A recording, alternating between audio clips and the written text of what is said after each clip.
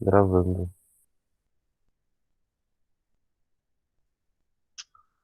Tá bom, gente. Então aqui a gente tem o nosso querido Charlie Chaplin, né? Acho que vocês já devem ter visto na escola, ou até mesmo em casa, aquele filme Tempos Modernos, né? Da engrenagem.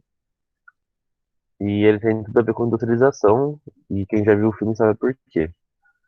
É, o início da industrialização brasileira, ele demorou muito para acontecer, porque até mais ou menos 1800, o Brasil ele era considerado um país de vocação agrária. Vocês já devem ter ouvido falar disso. Que é vocação agrária? É uma desculpa que a elite dava na época para dizer por que que o Brasil ia continuar nas fazendas e não ia começar a industrialização que nem o resto do mundo. É, e então, por causa disso, basicamente, quem encontrava o Brasil naquela época eram mais ou menos 1800 a 1900, eram as elites e o imperador. E o imperador atendia os interesses da elite. E o interesse da elite naquela época era a plantação, né? Como sempre foi. A plantação da cana-de-açúcar, a plantação do café e a plantação de arroz. Vocês devem conhecer já, né, os ciclos de, como é o nome? Os ciclos de produção que o Brasil passa. Então, o primeiro ciclo de produção em que o Brasil vai passar vai ser a destilação de pau-brasil, né, pelos portugueses. Depois da ocupação vai ser plantação de cana-de-açúcar. E mais ou menos 1800 vai começar o ciclo do café. Um pouco antes do ciclo do café, mas mais ou menos ao mesmo tempo que começa o ciclo do arroz, que é um ciclo menorzinho, que é o em comparação ao ciclo do café. Também tem o ciclo do ouro, né, que acontece lá em Minas, e etc. O principal ciclo que vai alavancar a industrialização brasileira é o ciclo do café. Então, o que vocês precisam saber para fazer as questões do vestibular de industrialização brasileira? O ciclo do café. Vocês vão saber como aconteceu o ciclo do café, onde aconteceu e o contexto histórico da época. Então, a gente coloca a evolução da indústria brasileira em algumas fases. Então, a primeira fase, que é até mais ou menos 1806, não havia uma indústria brasileira moderna. A atividade industrial resumia-se à produção de tecidos grosseiros e raros artigos de natureza artesanal. Até mais ou menos essa época, ó, reparem, estamos em 1806. Se vocês souberem um pouquinho de história, vocês vão saber que a independência do Brasil aconteceu em 1822, né? Independência ou morte, toda aquela história. Antes dessa independência ou morte, na época que o Brasil era colônia, a gente tinha um tratado comercial com a metrópole, né? De que nós não negociaríamos com nenhum outro país além de Portugal. Então, por causa disso, não havia por que ter uma indústria aqui no Brasil. Porque de que lugar que vinha a indústria até então? Dos parceiros de Portugal e até mesmo de Portugal, né? Então, o Brasil ele era meramente um mercado consumidor, ele não produzia nada. A segunda fase, então, da indústria brasileira vai acontecer após 1806. Por quê? O que que acontece em 1807 que é muito importante para a história do Brasil? Napoleão, mais ou menos no início de 1800, ele vai começar a liderar a França. Ele vai fazer aquele acordo com os países europeus de que nenhum país deve comprar da Inglaterra. Só que Portugal e Inglaterra sempre foram muito parceiros. Então, Portugal quebrou esse tratado. Tem até o nome que eu esqueci. Bloqueio continental, né? O Portugal, ele quebrou esse bloqueio continental. Então, Napoleão, em resposta a isso, foi invadir Portugal. Então, nessa época, o que aconteceu foi que a família imperial portuguesa fugiu para o Brasil, para o Rio de Janeiro, mais especificamente.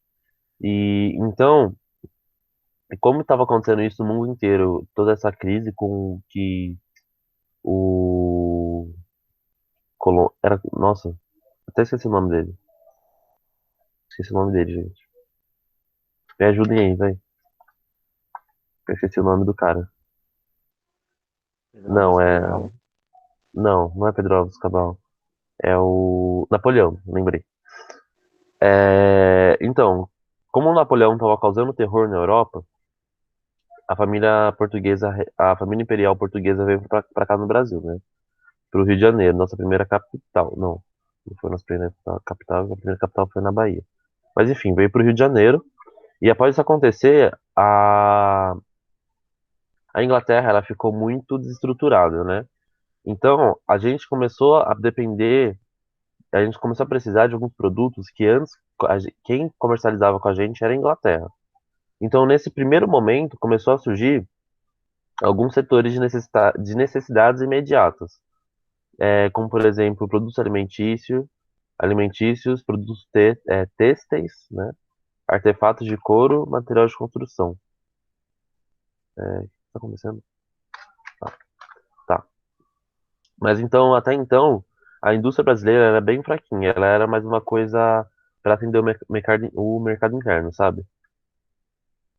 Então aqui, ó, nessa imagem, vocês conseguem ver a diferença de artesanato para manufatura para indústria. Então, antes da industrialização do mundo, lá atrás, vamos pensar em Roma ainda, antes de existir a manufatura, existia o artesanato.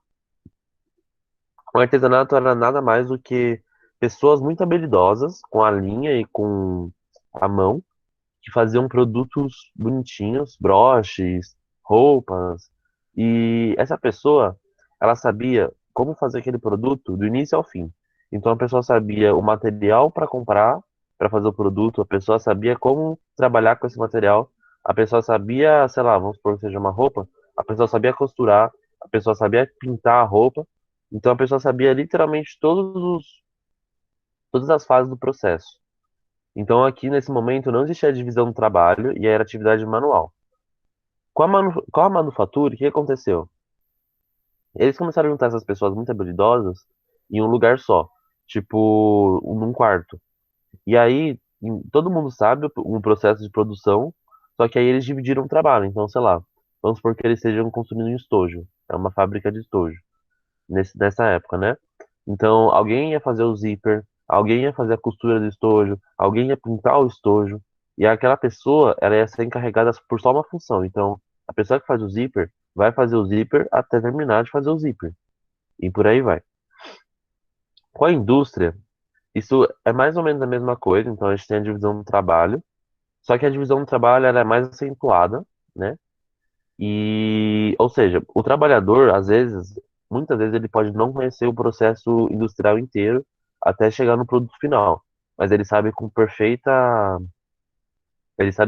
perfeitamente a função dele. Então, por exemplo, numa indústria de carro, tem um cara que coloca a roda no carro. Esse cara, ele não sabe colocar o motor, ele sabe colocar a roda, mas ele é muito bom em colocar a roda, porque ele só faz aquilo.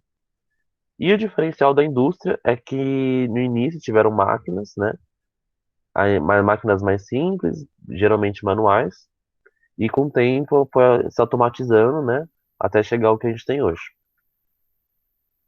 Então aqui, nesse mapa, a gente tem a concentração industrial do país, né? Reparem que a concentração industrial está aqui, ó, no litoral. Por que está no litoral? Porque você consegue ter um escoamento de produção, né? Você consegue vender para outros países o que você produziu aqui. É, no Amazonas e no Acre, Roraima, Amapá, ali em cima, esses lugares eles não têm muita indústria nessa época, porque principalmente por causa da indústria da floresta amazônica, né? Então isso meio que impossibilita algumas coisas de ter indústria ali. Porém, hoje em dia já foi construído portos lá, tem um rio que atravessa até o oceano, né? Acho que fica no Pará, se eu não me engano, ou no Amapá. E também vocês têm lá em Manaus, você tem a zona franca, zona franca de Manaus, que é um lugar com uma alta concentração de atividade industrial. Então esse cenário hoje em dia ele mudou um pouquinho. Então, gente, como eu disse para vocês, a industrialização brasileira ela teve fases. Então a primeira fase vai começar com aquilo que eu disse para vocês, do Pacto Colonial. Então a metrópole só pode fazer, não, então a colônia só pode fazer negócio com a metrópole. Isso aconteceu no século XIX. Também o que foi acontecendo com o resto do mundo? Aqui no Brasil, a gente era um país escravocrata, tá certo? Então, basicamente, a gente dependia de escravos para economia girar. E mais ou menos depois que a gente saiu do feudalismo, toda aquela confusão da história, foi surgindo o liberalismo econômico até se tornar no capitalismo. O capitalismo, o que ele mais precisa de para sustentar, ser sustentado, para continuar funcionando, é de que as pessoas comprem o seu produto. Então, é, vários países do resto do mundo estavam é, abolindo a escravidão, não porque eles eram bonzinhos e queriam que os escravos tivessem direitos humanos, mas porque eles queriam que esses escravos tivessem dinheiro para comprar seus produtos, porque era mais lucrativo você ter um mercado consumidor maior do que você ter escravos e continuar vendendo escravos nessa parada que eles fazem até hoje, né? Em alguns lugares do mundo, tipo Dubai, que eles têm um sistema meio escravocrata. Daí, em 1822, você teve a proclamação da República, né, por Dom Pedro I, e a partir daí a gente tem a quebra desse pacto colonial. Então, a partir daqui, o Brasil pode negociar com outros países do mundo, né? Deixa eu ver se teve. Tá. Então, como eu disse para vocês, a industrialização brasileira ela vai ter quatro etapas principais. Até 1808, da proibição do processo industrial aqui no Brasil. Em 1808 até 1930, a gente tem um processo de implantação, principalmente depois de 1900, tá? Até 1900 é uma coisa mais branda, mais sutil. Depois de 1900 é um processo mais acelerado. 1930 a 1956 você vai ter a Revolução Industrial no Brasil. E de 1956 até agora você tem a internacionalização desses produtos que nós produzimos, né? Então a gente começa a ter um mercado no Brasil voltado apenas para exportação, né? Não está voltado para abastecer o mercado interno do país. Então, gente, a primeira etapa aconteceu entre 1500 até 1868, né? 1500 na época do descobrimento do Brasil, 1808 a época que a família real veio para cá. A metrópole ela não aceitava a implantação de indústrias aqui e única indústria no Brasil que a gente tinha eram os engenhos, né? Por que os engenhos? Porque a gente produzia muita cana-de-açúcar, a gente precisava fazer o melaço e também a cachaça, né? Então, como eu posso dizer? A atividade industrial ela era proibida, mas por conta do grande sucesso da cana-de-açúcar, essa atividade industrial, digamos assim, era legalizada aqui, né? Então, gente, a etapa 2 foi de 1808 até 1930. Aqui, a gente tem uma. Como eu posso dizer? Aqui, para explicar para vocês, provavelmente aqui é o lugar que eu mais vou gastar tempo na aula inteira. Porque entre 1808 até 1930 aconteceu muita coisa no Brasil. Principalmente depois de 1822. Então, gente, lembram da escravidão que eu estava falando para vocês agora há pouco? O que que vai acontecer? Todos os outros países do mundo vão começar a abolir a escravidão, e vai começar a haver uma grande pressão internacional para o Brasil também abolir a escravidão. Porque o Brasil vai se recusar a abolir a escravidão. O Brasil vai se recusar a abolir a escravidão principalmente por dois motivos. O primeiro é que a gente o ciclo de cana-de-açúcar lá na Bahia. E o segundo motivo é que a gente estava começando a entrar no ciclo do café. O que que foi o ciclo do café? Quando o café chegou no país, eles tentaram plantar igual a cana-de-açúcar para ver se ia dar certo. E não estava dando certo, porque a cana-de-açúcar tem outras necessidades de terra, solo, clima, que o café é diferente do café. Daí, algum dia, eles estavam aqui em São Paulo e eles acharam uma terra muito fofa, muito fértil, que eu já falei para vocês várias vezes dela, vou repetir, é a famosa Terra Roxa. Onde fica essa Terra Roxa? No Vale da Paraíba, ou seja, sul de São Paulo em direção ao Paraná, e chega a estar no Paraná. Então, quando eles plantaram café nessa Terra Roxa, foi um grande sucesso, porque o café tinha encontrado uma terra muito boa para crescer, e o café, ele estava no momento em que todo mundo, no mundo inteiro, comprava café. né? Porque quem toma café sabe que café é uma delícia. E o mundo, vamos dizer que o mundo estava descobrindo essa droga deliciosa que é o café, e a cafeína. Então, as elites brasileiras, elas começaram a investir fortemente em café. Todo mundo estava plantando café. E imagina, o resto do mundo estava querendo, estava se industrializando, enquanto a gente aqui ainda estava na fazenda.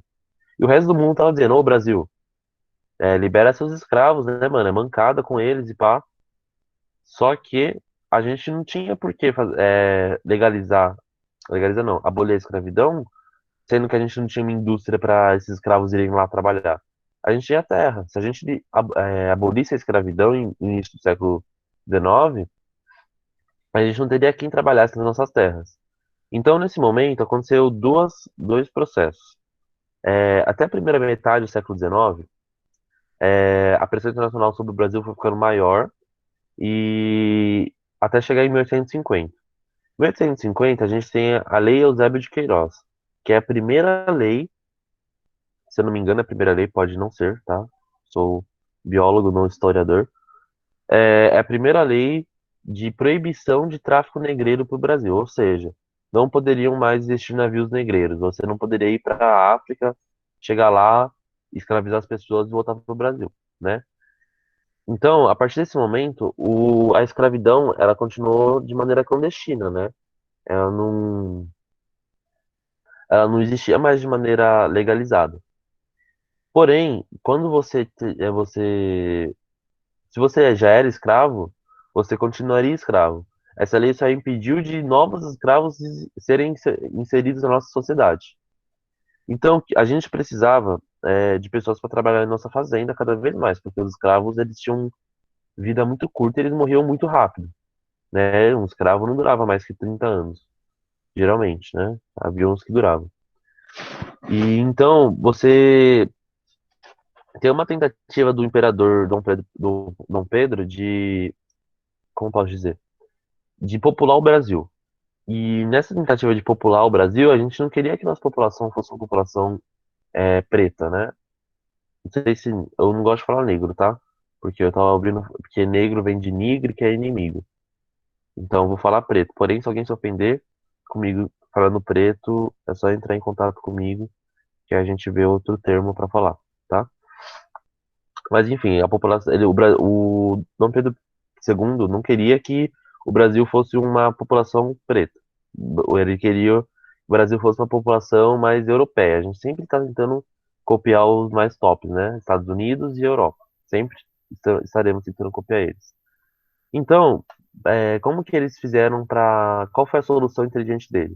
A gente tem um país que está fortemente concentrado no litoral, e a gente tem vários estados que até então são bem desocupados, tipo Paraná, Rio Grande do Sul, Goiás, Amazonas. Então, o Brasil ele vai começar a fazer uma campanha de secessão de terras. Secessão, tá certo? Enfim, o Brasil vai começar a ceder terras para o exterior. Então ele vai fazer toda a propagandazinha dele lá, chegar na Itália, na Alemanha, que até então não existiam, né? Era o Império Otomano e algum outro império. Enfim, chega lá e vão colocar o cartazinho, tipo, venham para o Brasil, nós daremos terra, nós ajudaremos você a começar, invistam no Brasil. E até a primeira metade do século XIX, isso funcionou muito bem, tá? Então, os imigrantes vinham para cá, trabalhavam no Brasil, eles vieram para o Sul, e até porque, então, esse é o principal motivo do Sul ser tão branco, ser uma população majoritariamente branca, porque os descendentes do Sul são europeus, né? Peraí, gente, deixa eu ver o que está acontecendo. Tá, ok. É, Daí, mas eu não sei a data, mas existe, depois da Lei Eusébio de Queiroz, ou antes, não sei se foi em 1842 ou se foi depois de 1850, mas foi alguma data aí. É, Saiu a Lei do Ventre Livre, que é o seguinte, você, mulher escrava que tem um filho, o seu filho não vai ser automaticamente escravo, o seu filho vai ser responsabilidade do seu senhor. Então, todos os escravos, a partir desse momento, não existia mesmo outra maneira de ter novos escravos no Brasil. Ou você já era escravo antes da Lei Eusébio de Queiroz, ou não tem escravo. Porém, como eu disse, ainda continuaram existindo, é, como é o nome? Navios clandestinos trazendo escravos para cá, tá? Daí, depois da segunda metade do século XIX, na Europa começou a ter várias guerras de territorialismo, teve guerra, mano, teve muita guerra na Europa nessa época. E aí os europeus, eles começaram a querer fugir das guerras. E aí o Brasil precisava de mão de obra, porém, a gente não tinha escravo, a gente não tinha, é, a gente não tinha mais terra para dar, porém a gente ainda precisava de pessoas para trabalharem. Então o que que o Brasil fez? Mediante as guerras que estavam acontecendo lá, as guerras eram da construção da Itália e da Alemanha, né? Esse período estava lá sendo a Itália e a Alemanha, estava sendo desfeito os impérios existentes até então. O Brasil fez a mesma propaganda que ele tinha feito na primeira metade do século XIX, só que dessa vez os imigrantes que chegavam aqui eram imigrantes mais pobrinhos, né? Não eram que não tinham nada mesmo, não tinham nem condições de voltar.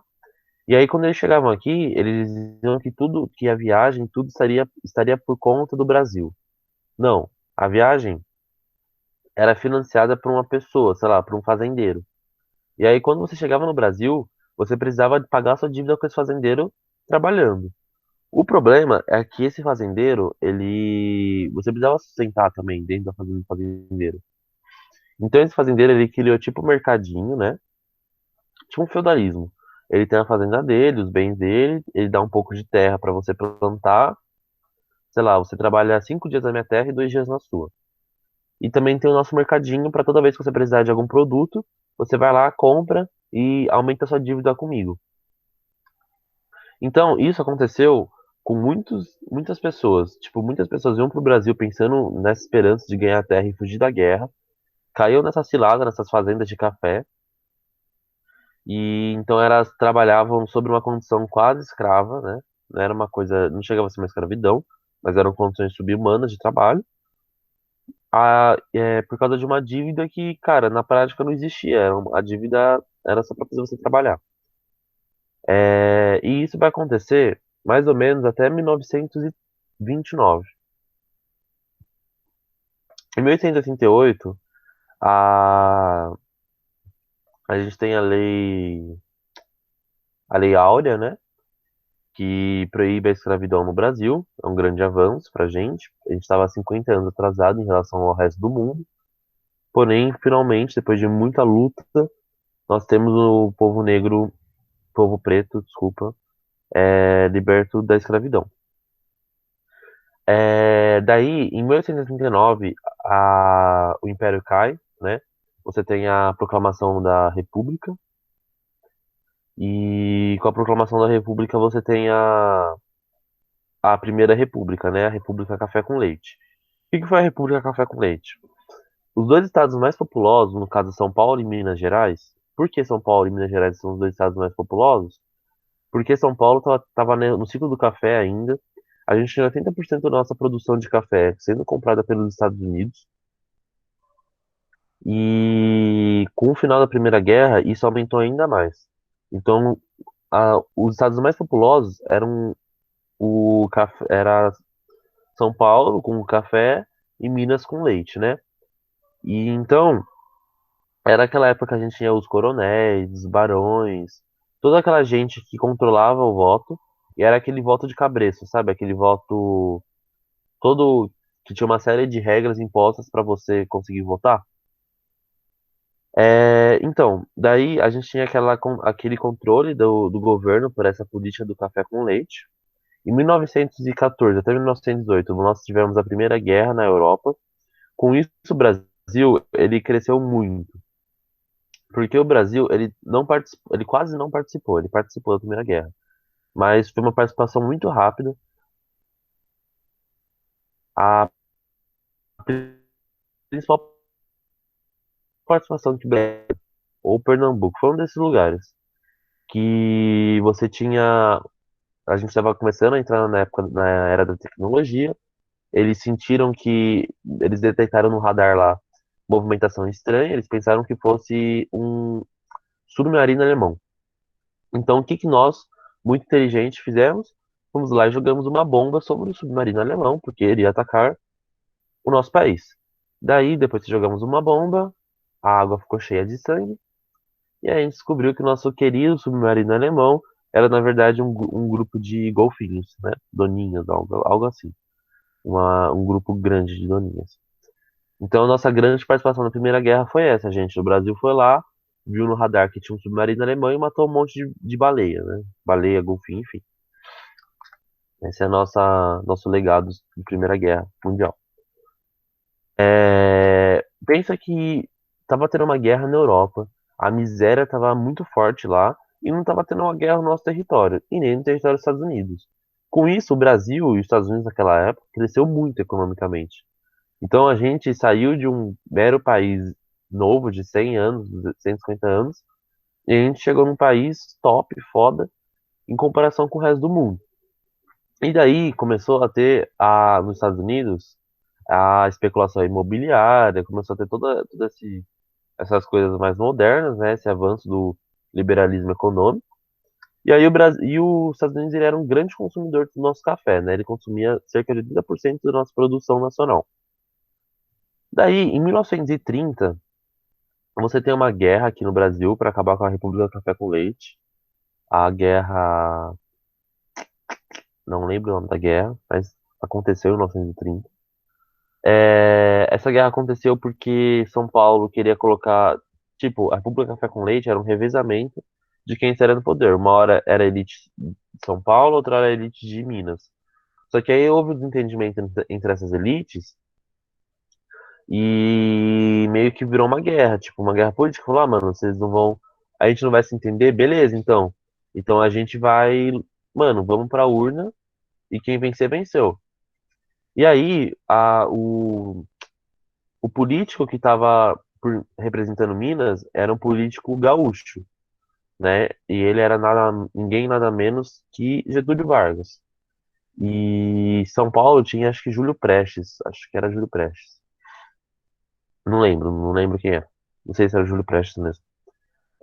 Enfim, São Paulo venceu a eleição, só que com isso eles disseram que a eleição foi fraudada e todos os estados, a maioria dos estados do Brasil, se juntaram contra São Paulo e Goiânia, Goiás, numa luta, né?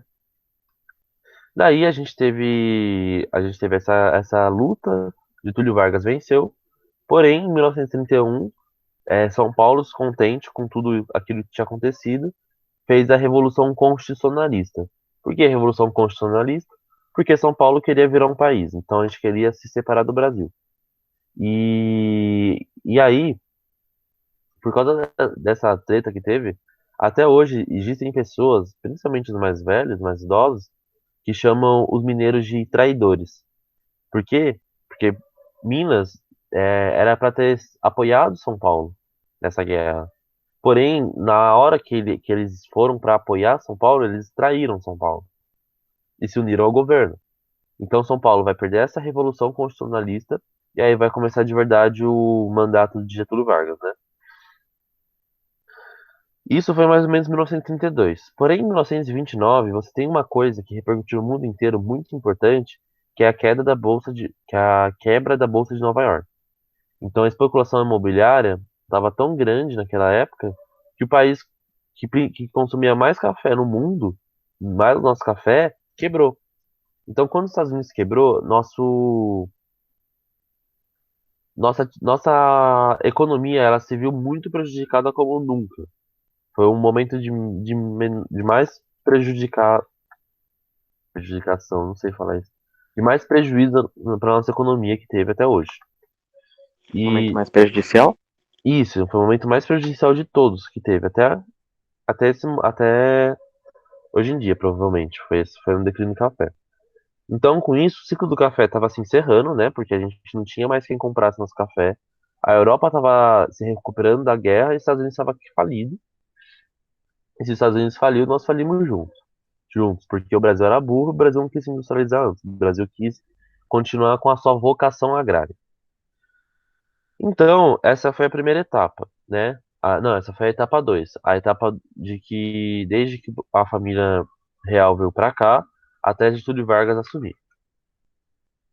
Então, depois disso, a gente entra na etapa 3. O que é a etapa 3? A industrialização do Brasil, né? A Revolução Industrial do Brasil. Antes de, ainda, né, na etapa 2, mais ou menos em 1860, teve um cara que queria industrializar o Brasil. O nome dele era Barão de Mauá.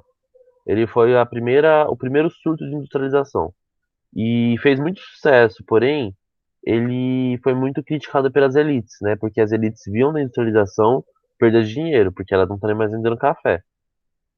Então, esse surto de industrialização, ele durou bem pouquinho. Esse ciclo de industrialização foi bem rápido. Porém, ele foi um precursor para essa revolução industrial do Brasil, né? Em 1930. É, Então, o que que aconteceu? Todos os grandes cafeicultores estavam no Vale do Paraná, em São Paulo, e no Paraná também. Vale da Paraíba, na verdade. E, e quando eles viram que o café não ia dar mais dinheiro, eles tinham que achar outra coisa lucrativa para dar dinheiro pra gente. Eis que, mais ou menos em 1900, vamos pensar que em 1929 todos os países quebraram. Que até então a gente não tinha indústria, a gente quase não tinha indústria no Brasil. Então a gente era totalmente dependente dos produtos feitos em outros países. A Europa estava se refazendo de uma guerra, então a Europa não conseguia abastecer nossa indústria não, nossos mercados. Os Estados Unidos não conseguia abastecer nossos mercados, porque os Estados Unidos estavam em crise. E em 1939, não o suficiente, a gente teve a Segunda Guerra Mundial. Então, quando você tem uma guerra, praticamente a maioria das indústrias daquele país começam a se concentrar em indústria bélica. O que que é indústria bélica? Indústria armamentícia, né? Então, então, sei lá, uma indústria de fazer roupa, uma indústria têxtil, vira uma indústria bélica, vira uma indústria de fazer arma ou de fazer borracha, enfim, todas essas coisas, né?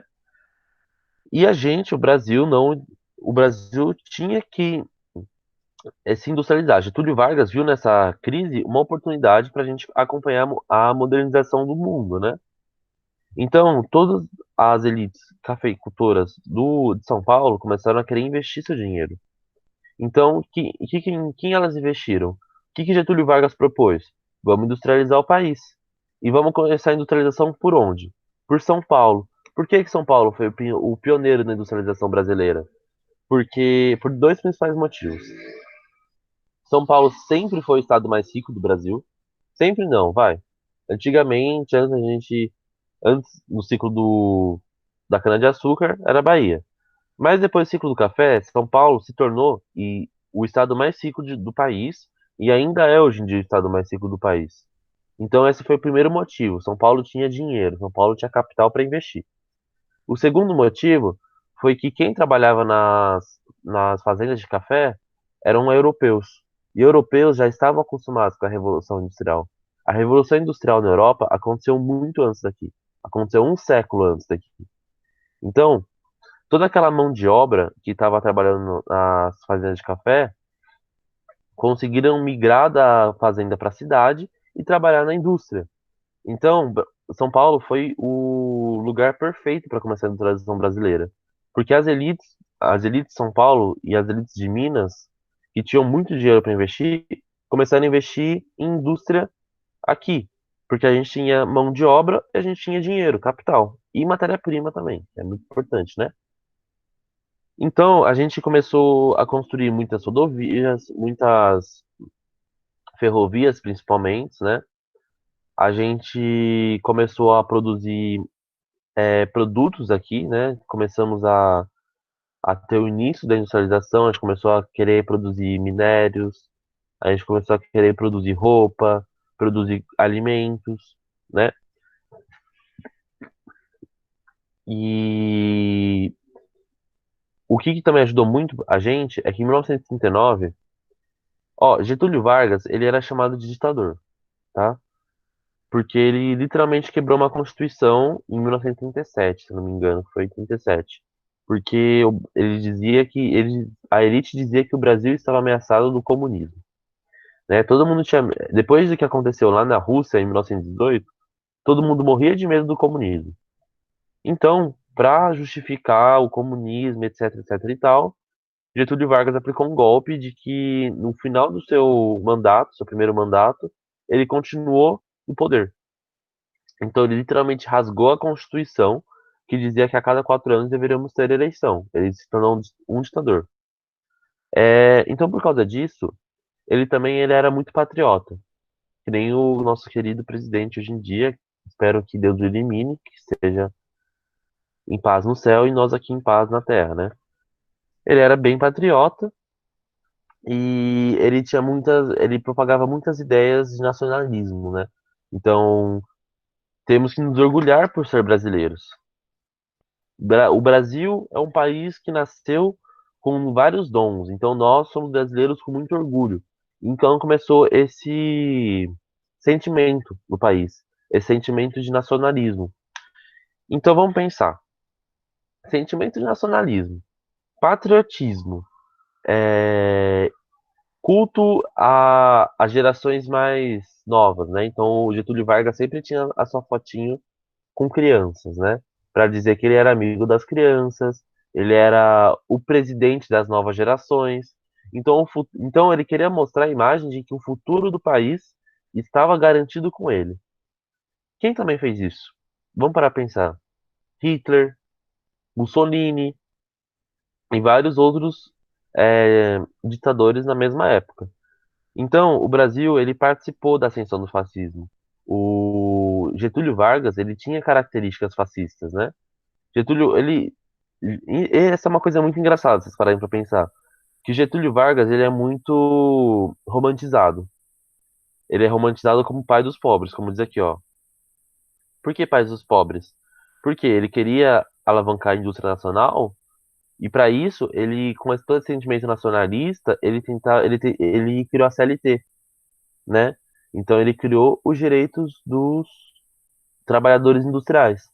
Então ele vai ser muito bem visto, até hoje ele é muito bem visto pela esquerda, como o cara que revolucionou o Brasil, o cara que ele era o pai dos pobres, literalmente. Porém, ele tinha características fascistas. Então, é só para eu tô dando isso pra gente dar essa desmitizada de que o fascismo, ele é puramente de direita, de que se um presidente ele tem características fascistas, ele é de direita. Não necessariamente. A gente também tem o fascismo de esquerda. A gente também tem o extremismo de esquerda. Se vocês pararem para pensar na União Soviética, a União Soviética foi uma das coisas, foi um dos governos que mais matou no mundo inteiro. E é um governo de esquerda.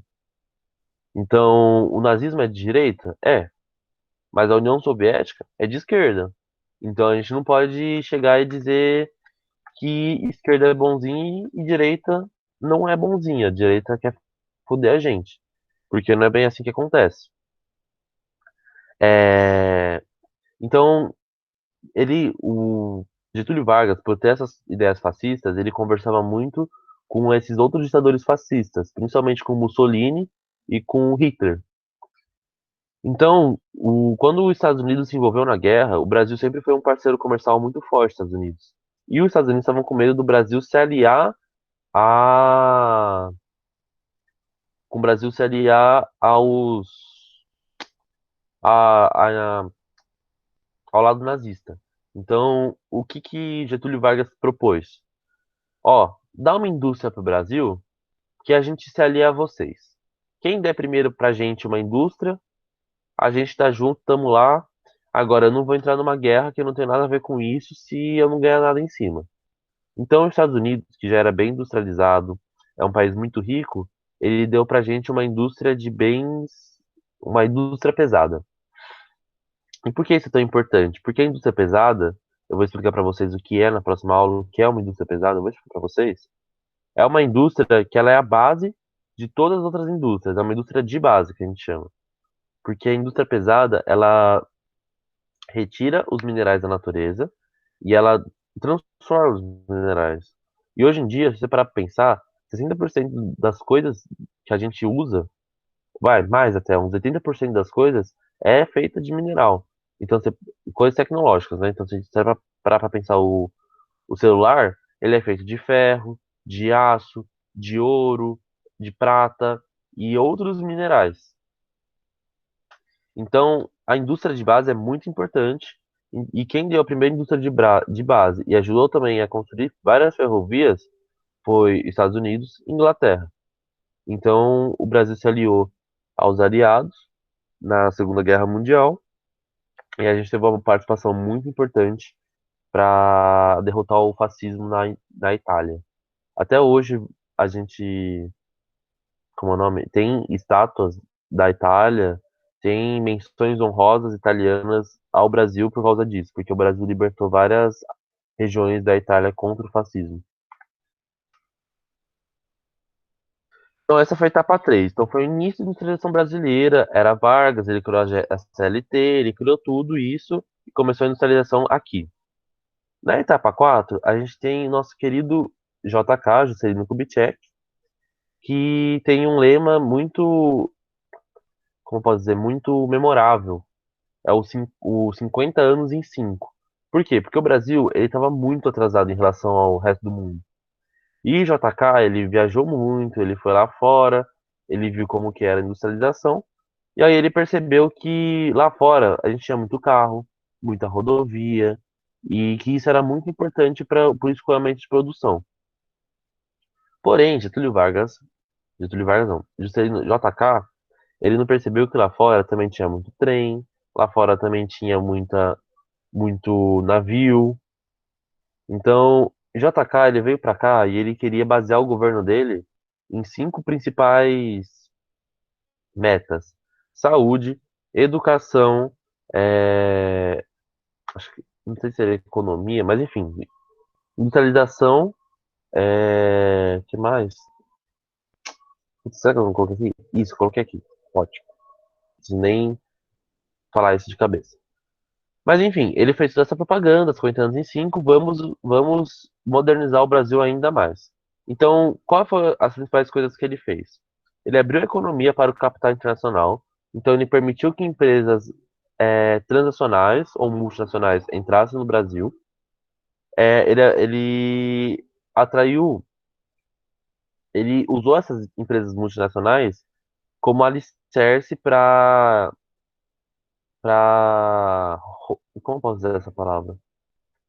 Assim, ele queria construir o Brasil sobre quatro rodas. Ele queria que o Brasil fosse um país que tivesse muita rodovia, muito carro. Então, ele abriu a economia para essa, para as indústrias. Então, quem veio para cá? A Ford, General Motors, a Volkswagen, Willys e várias outras transnacionais, né? Vieram para cá vender seu produto. E com isso, de quebra, se a gente tem muito carro, a gente precisa de muitas estradas. Ele começou a construir as rodovias do Brasil. Ele, para se eleger, ele instituiu o Plano de Metas. Então, o que que é o Plano de Metas? É um modelo de nacionalismo defendido por JK, se concentrava no estímulo à produção local, não levando em conta a origem dos capitais investidos.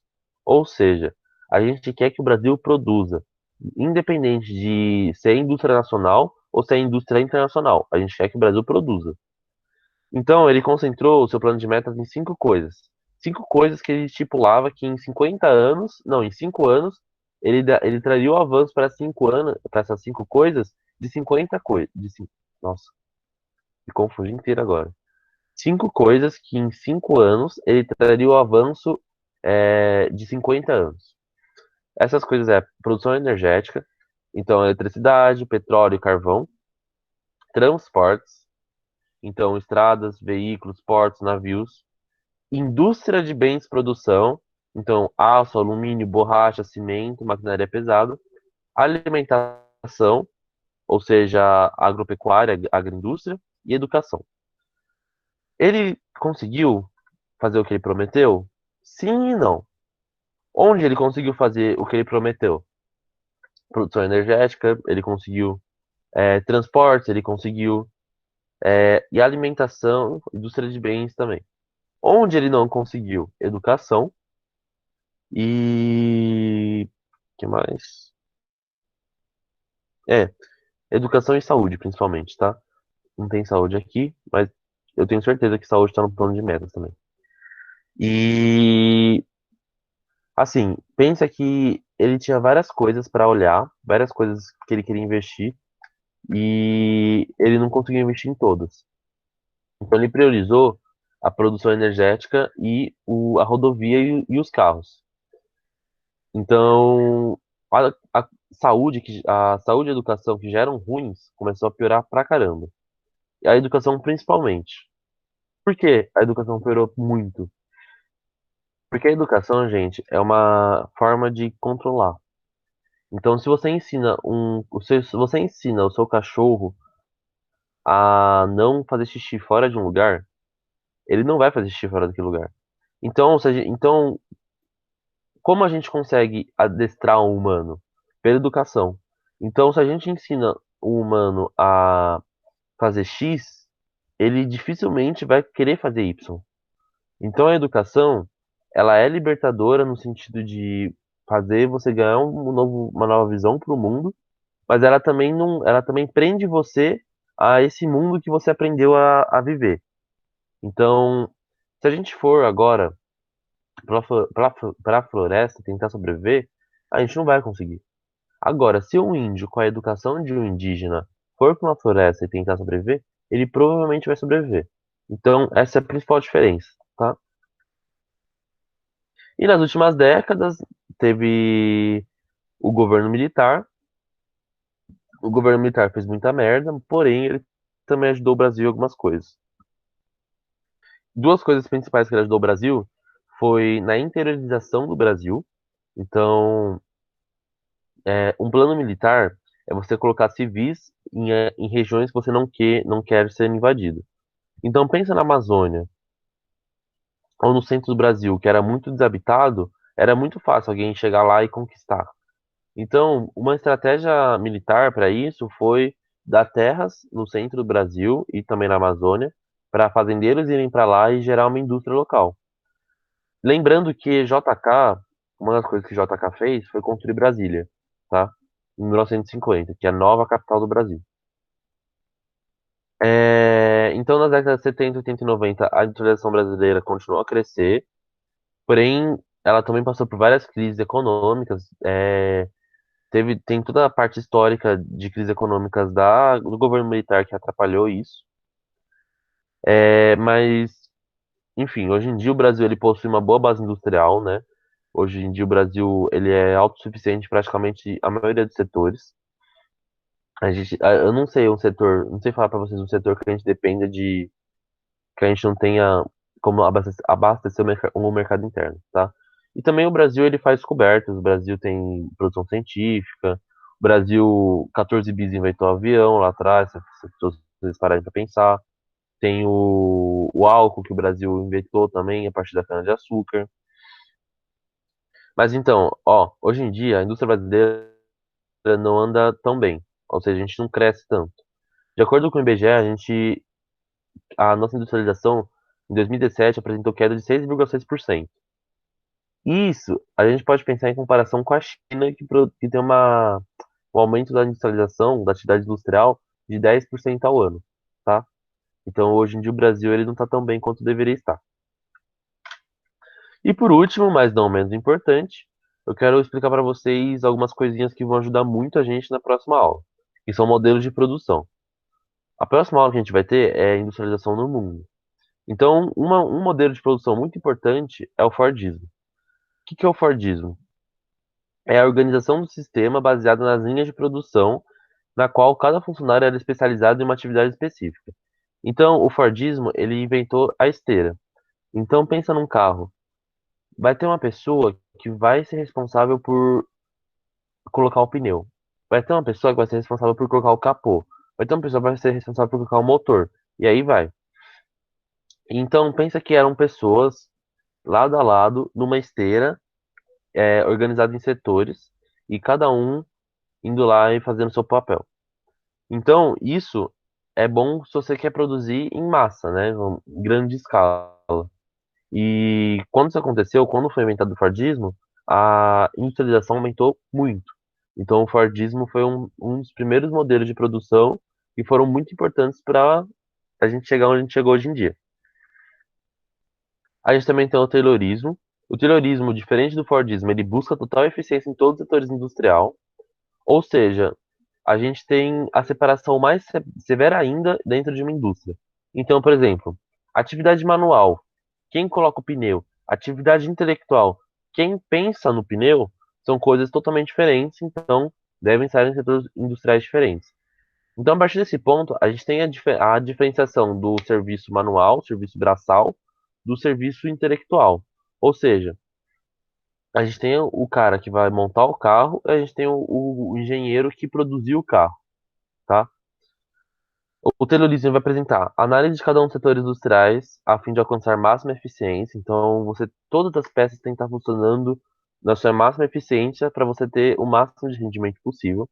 A seleção rigorosa dos trabalhadores, supervisão periódica do trabalho. Então, todo o setor tinha um supervisor para garantir que aquele setor continue funcionando o máximo possível.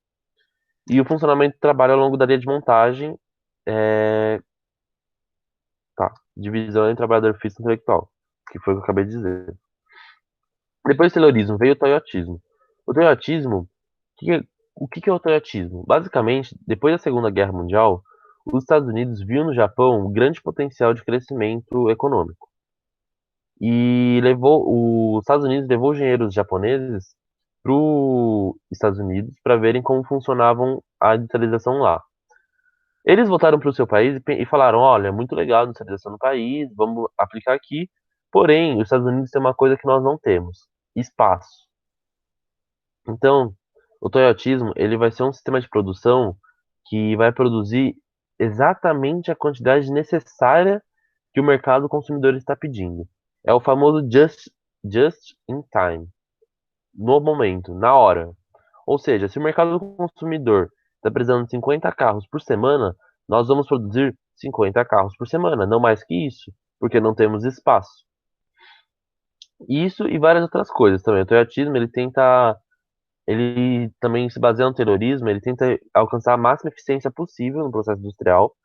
Então, por exemplo, tem várias características que vai diferenciar do resto do mundo naquele momento, que é, por exemplo, os trabalhadores, eles são mais qualificados, eles são treinados para conhecer todo o processo de produção e não apenas uma tarefa específica. Ou seja, vamos supor que você seja responsável por colocar o pneu. Você sempre vai continuar colocando o pneu, porém você também vai saber como constrói o resto do carro. E também também tem um processo de rodízio. Então uma semana você vai ser o cara que coloca o pneu, outra semana você vai ser o cara que coloca o motor, outra semana você vai ser o cara que coloca o capô e por aí vai. A produção, ela não é em massa, você busca produzir sem excedentes, de acordo com a demanda. A qualidade do total final do produto é acompanhada sistematicamente, em pouquinho. A gente sempre vai estar olhando o carro para o carro estar bem construído. O just in time, é o que eu acabei de explicar para vocês, produzir somente o necessário, no tempo necessário, na quantidade necessária. E você também tem uma pesquisa de mercado para saber quais são as necessidades atuais do mercado, já que você não pode ter estoque. E é isso, galera. Deixa eu parar de gravar.